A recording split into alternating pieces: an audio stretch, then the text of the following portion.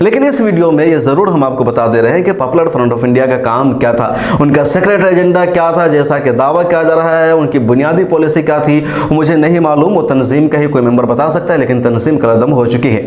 लेकिन जो कुछ उनका काम काज दिख रहा था, जो कुछ मीडिया में उनके ताल्लुक से खबरें आई थी पिछले दिनों, BBC, ABP न्यूज़ और कई सारे टीवी चैनलों पर अनीस अहमद जो PFI के सेक्रेटरी जनरल थे, उनका इंटरव्यू सामने आया। खुद मैंने भी कई मरतबा PFI के लीडरों का इंटरव्यू किया, तो उसमें जो कुछ उन लोगों ने बताया अपना तरीक़ेकार कि हम मेंबर्स बनाते हैं और हम केडर बेस मेंबर्स बनाते हैं। PFI हिंदुस्तान में पहली मुसलमानों की ऐसी संस्था है जिसके पास केडर है, उसके अलावा किसी भी संस्था के पास कोई केडर नहीं है।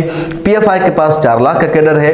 उनका कहना था कि हम मुसलमानों में हिम्मत और हौसला पैदा करते हैं। उनका यह भी मानना है कि हम मुसलमानों पर हुए जुल्म के खिलाफ आवाज़ उठाते हैं। PFI के ताल्लुक से देखा जा रहा था कि लोग प्रोटेस्ट बहुत ज़्यादा करते थे, जल्दी करते थे।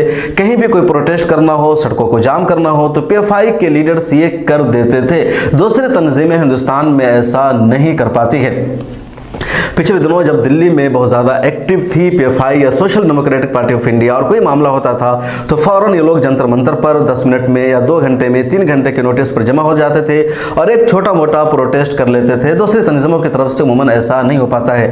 PFI का जब फाउंडेशन डे आता था या इनका कोई दूसरा प्रोग्राम होता था तो ये लोग अपने केडर की परेड निकालते थे और मुकम्मल प्रोफेशनल अंदाज में और उसकी शूटिंग होती थी, उसको लोग वीडियोज़ प्रमोट करते थे।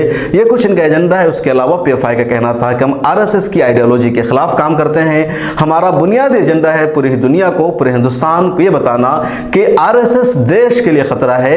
RSS का एजेंडा हिंदुस्तान को हिंदू राष्ट्र बनाना है। RSS का एजेंडा हिंदुस्तान को दस्तूर बदलना है और PFI RSS के इस एजेंडे को नाकाम बनाने के लिए काम कर रही है। PFI का मकसद है दस्तूर हिंद की हिफाजत करना, हिंदुस्तान को हिंदू राष्ट्र बनाने से रोकना।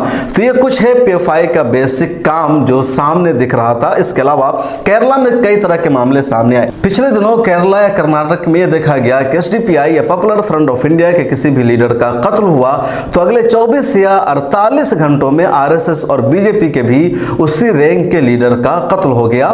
इल्जाम लगाया गया कि कत्ल की इस वारदात को अंजाम PFI और SDPI के लोगों ने अंजाम दिया है और इसी वजह से भी इन लोगों के खिलाफ और ज्यादा कार्रवाई शुरू हुई। हालांकि सबूत मिले नहीं मिले, इस मामले में अभी तक कोई पुख्ता सबूत नहीं आए हैं। दावा लगातार किया गया है और भी कई तरह के इल्जाम पॉपुलर फ्रंट ऑफ इंडिया और उससे वाबस्ता तंजीमों पर लगाए गए। पॉपुलर फ्रंट ऑफ इंडिया के बारे में यह भी देखा गया कि जब कोविड-19 का दौर था तो इस तंजीम के मेंबरान लोगों की मदद कर रहे थे, उन्हें अस्पताल पहुंचा रहे थे और जो लोग मर चुके थे, जिनकी आखिरी रसूमात अदा नहीं की जा रही थी, अपने भी हाथ नहीं लगाते थे, उसकी तजदीद व तकफीन में लोग पूरी मदद करते थे। हिंदू मुसलमान की तफरीक के बगैर सबकी मदद करते थे। यहाँ तक कि इन लोगों ने जो हिंदू है उनकी भी आखिरी रसूमात अदा की, जिस तरह उनको जलाया जाता है, वो सब काम इस तंजीम के लोग कर रहे थे। तो इनका एक काम है